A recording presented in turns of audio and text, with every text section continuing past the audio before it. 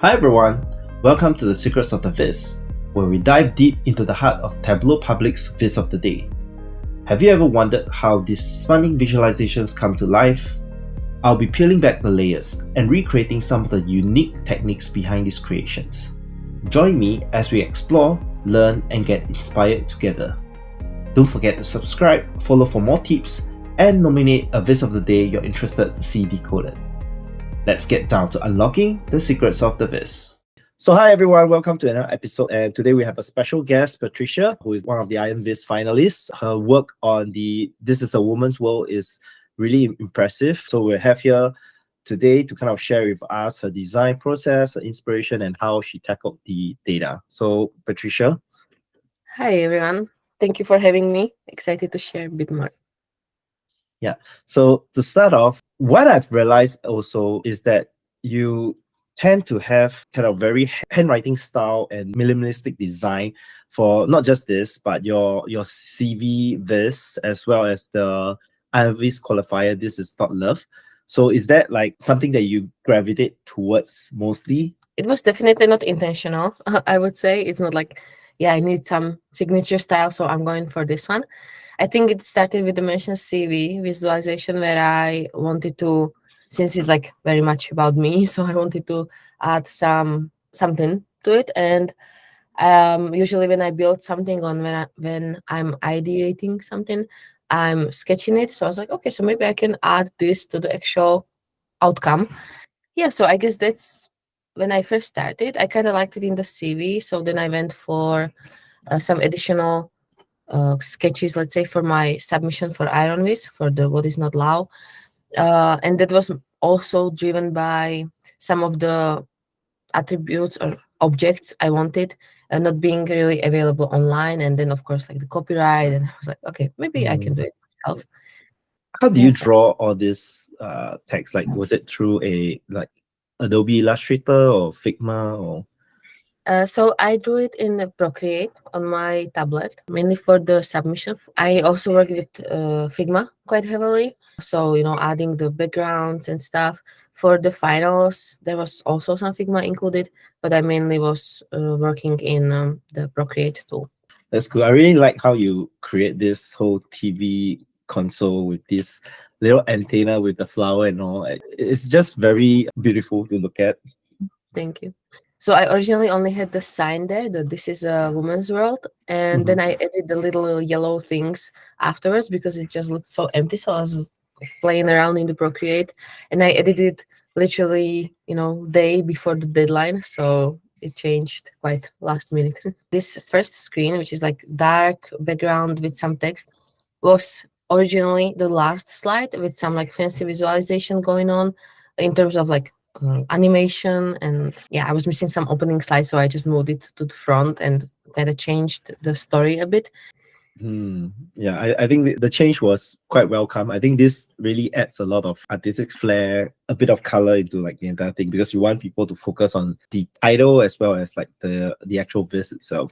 For your story or narrative, how did you approach kind of ideating through that? Like, was it also through Procreate or you did all the ideation in Tableau? For the ideation and just data exploration, let's say, I did that in Tableau, just because as it was mentioned, there were over 60 million rows, so that's quite a huge load of data. So I was just checking what's in the data set. There were information about the series, episodes, the cast. So I was just checking what can I find there. So maybe walk us through your data cleaning process because, like I said, it's 61 million rows. How do you get started on what stories to focus on, and how do you kind of bring your narrative across?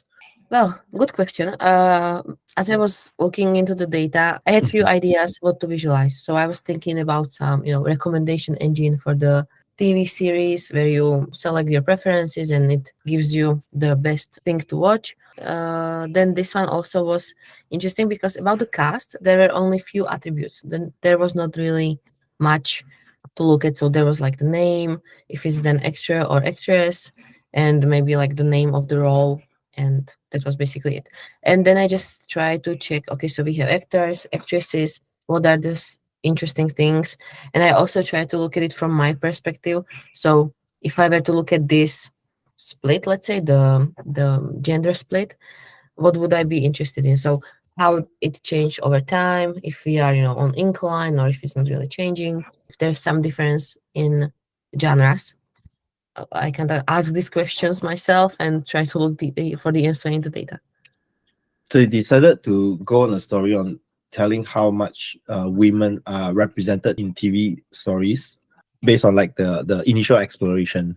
So I myself only had an hypothesis that there might be less women, but I was not going for this. Like, I know there's less women, I know they, are underrepresented.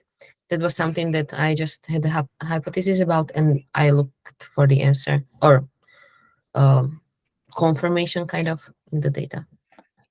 Yeah, that's interesting because I think sometimes when we explore data, especially with such a huge data set, it's either we go in with a bias or we are just going in with a kind of like a fresh look, like we don't know what the data will entail. So there's kind of like two different routes that we usually Mm. take for data analysis. And also, what I think is interesting, and I highlighted it on the conference as well, is that for 2020s, we only have 4 years in the data, and it's Mhm. already at quite high number, like high share. So I'm curious to see maybe like in a few years where we are at the end of the decade, because it's not quite nice to see that incline there.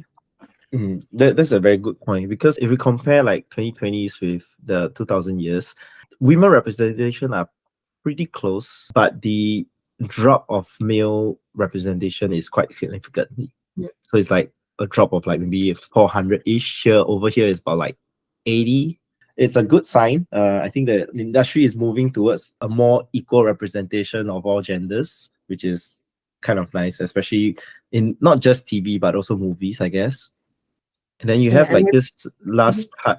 Yeah, so maybe on this one, again, I wanted to let the user select whatever interests them, and then I just normalize the numbers so that it's comparable, because then, of course, the bigger genres would be, huge and would outgrow the smaller ones. So, Oh, this is very interesting. And I think for probably the different genders, this would also differ quite a lot. Yeah, it would be interesting to see how different, like in terms of awards and appearance in TV series for both genders, to see whether there's an opportunity Mm, or whether women do get drafted in specific genres more than male and vice versa. yeah. And but I think like this Viz gives us a very cool way of exploring the data very quickly, and Mm, that's a very strong testament to visualization in general, because when you are looking at 61 million rows, it's impossible to kind of make sense of anything without any form of visualization. So I think like I really love your Viz. This is really well done in terms of getting the data compressed enough to make sense and be insightful. thank you. Definitely, one of my tips is keep the things simple. I could see on myself that I was almost tempted to go like all in. It's big thing. It's Iron Wiz. I need to go like I need to do everything I know. And then I calmed down a bit. I was like, okay, so let's maybe focus on the stuff that I know that works and it's understandable. So another tip would be think about the audience. There are people at different level of skill. So if you only are able to catch only a little portion of people, also it's not very beneficial. And Mhm. yeah, I would also then say have fun, which sounds so cliche, but what's the point of doing anything if you're not enjoying it? To be honest, this is not something that's paying your bills, your life doesn't depend on it. So just you might just enjoy the process. And last thing I would advise is, it has been quite intense few weeks or months, and I would suggest to everyone, if you want to go for something like this or any challenge in general, just think about what it means for you and what are you willing to give to it or sacrifice for it, even though it sounds so strict. um, but yeah, just decide that you want to go for it and then give it your all. So I think those are a few tips for Yeah, both process. those are great advice. Because I mean, if you look at what visits that the community has created, it's often something that you would not do in work. So everyone is kind of tapping into their passions just to create really interesting business. And I think this also embodies the entire kind of culture of our community as well as Viz. So I'm excited to see what the theme for next year is. I would actually love to, discuss with people that want to attend, and I definitely want to be more involved in like community and giving back for the amazing, feedback and support that I've been receiving. So if there's a chance, I would love to, consult with someone. So yeah, I guess you'll see me around. Maybe. Yeah, sounds good. Yeah, we'll definitely see you around. So I think that wraps up everything today. So thank you everyone for joining us for another episode of Secrets of the Viz. Thank you, Patricia, for being here to share with us the design process, inspiration, and how she actually tackled the huge 61 million rows of data set. I hope you learned something new from this, and we'll see you next week. Thank you. See you. Bye bye.